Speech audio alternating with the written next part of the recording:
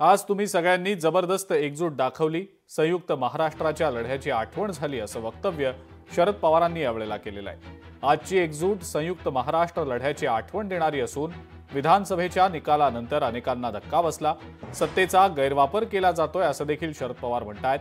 सत्ताधारीच सत्तेचा मोठा गैरवापर करत असल्याचा आरोप देखील त्यांनी केला आहे। तुम्ही सगळ्यांनी जी जबरदस्त एकजूट दाखवली,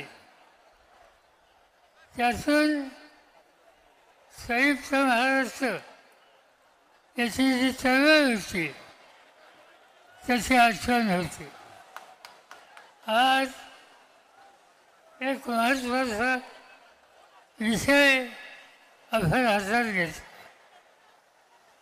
आपण स्वतःसाठी काही मागत नाही। राजकीय मतभेद असू शकतात, निवडणुकीमध्ये संघर्ष असू शकतो, पण या सगळ्या गोष्टी विसरून आम्हाला एक व्हावं लागेल आणि या देशाचा मतांचा अधिकार, लोकशाहीचा हा अधिकार हा जतन करणं हेच आमचं कर्तव्य आहे। हा दृष्टिकोन ठेवून आपण आज या ठिकाणी निर्धार केला पाहिजे।